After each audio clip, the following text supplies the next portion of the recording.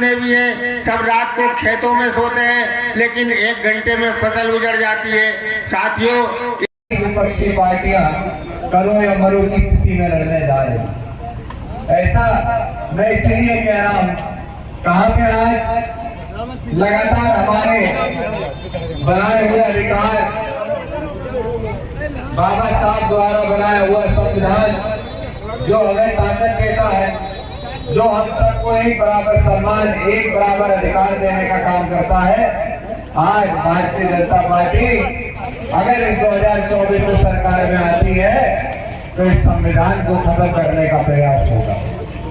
इसीलिए मेरा आपसे अनुरोध है कि समाजवादी पार्टी ने विधानसभा के अंदर गुन्नौर में इतने विकास कार्य किए हैं कि आज जिन सड़कों पे हम लोग चल रहे हैं, गांव तक बिजली पहुंचाने का काम सिंचाई विभाग के द्वारा बंगों की सफाई कराने से लेके बड़ी बड़ी नदियों के पुल और पुलिया बनाने का काम आपकी समाजवादी पार्टी की सरकार में भाई धर्मेंद्र यादव जी के नेतृत्व में किया गया। आज जिन परिस्थितियों में ये चुनाव हो रहा है, जहां का लगातार किसान की बदहाली है, खाद का दाम बढ़ता जा रहा है, बीज का दाम बढ़ता जा रहा है, लेकिन पैदा की हुई फसल किसान को सही दाम नहीं मिल रहा है। मंडियां खत्म कर दी जा रही है।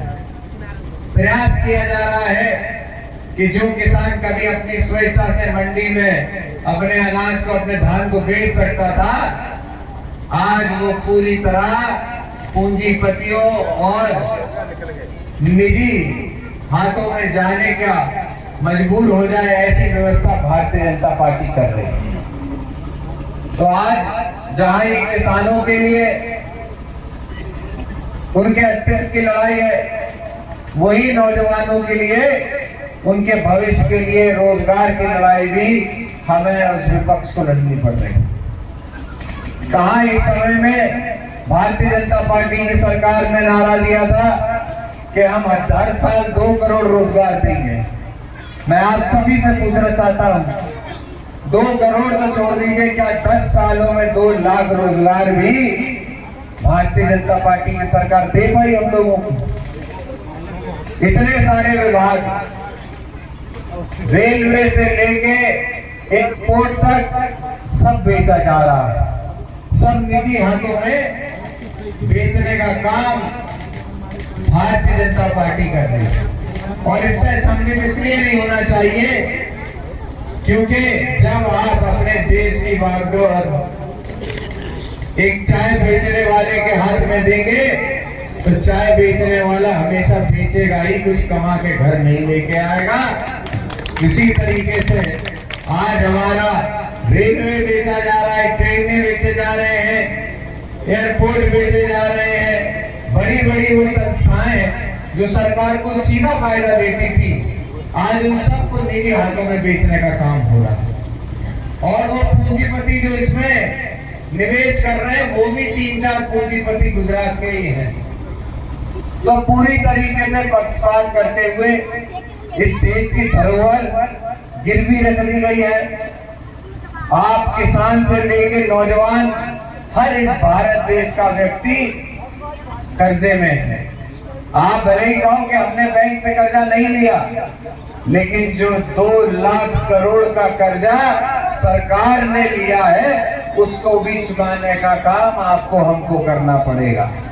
इसीलिए औसतन देखा जाए तो हर व्यक्ति के ऊपर 1.5 लाख का कर्जा बैठता है अगर सरकार का पैसा चुकाना पड़ गया तो आज जहां देश बिकता चला जा रहा है, तानाशाही की तरफ चल रहा है, वहीं आपकी समाजवादी पार्टी आपके द्वारा बनाई हुई संघर्षों में आपने सबने कभी इस पार्टी का साथ नहीं छोड़ा।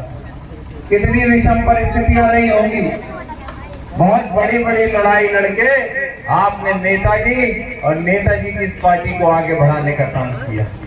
तो इसीलिए जब जब समाजवादियों की सरकार बनी, चाहे नेताजी मुख्यमंत्री रहे या अखिलेश यादव जी रहे, पहली योजना समाजवादी की सरकार बनते ही चालू हुई तो वो किसानों के हित में नेताजी ने काम किया, किसानों के लिए योजना निकालने का काम किया।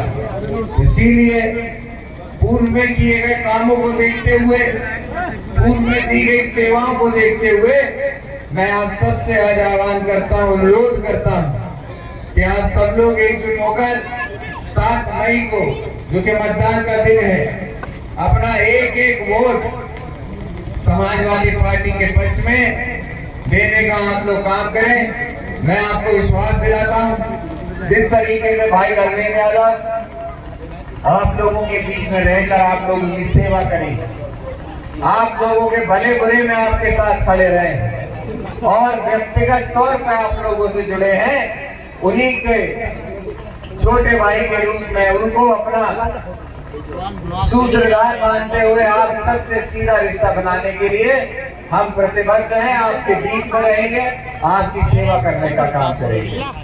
गुन्नौर की जानदार बात है, आप उस ऐतिहासिक धरती से आते हैं, देश के किसी कोने में चले जाइए और गुन्नौर का नाम लीजिए तो आप सबको सीधे नेताजी से जोड़ के देखा जाता है। तो इसीलिए आपकी जिम्मेदारी बड़ी है। आज मैं आप सबसे यही अनुरोध करने आया हूं कि जीत तो आप दिलाएंगे ही, लेकिन जीत का अंतर हमें बड़ा चाहिए, ताकि पूर्व में 2019 में जिस तरीके से ये बेईमान सरकार ने बेईमानी करके भाई धर्मेंद्र यादव को हराया था, आज समय है उस घटना का बदला लेने का। आप सब एकजुट होकर समाजवादी पार्टी के पक्ष में वोट करें, अपना नेता, अपना प्रतिनिधि चुने। मैं आपको भरोसा दिलाता हूं, आप सभी के बीच रहकर आपकी सेवा करने का काम करूंगा। आप सभी लोग यहाँ उपस्थित रहे, मुझे अपनी बात रखने का मौका दिया, आप सभी का बहुत बहुत धन्यवाद।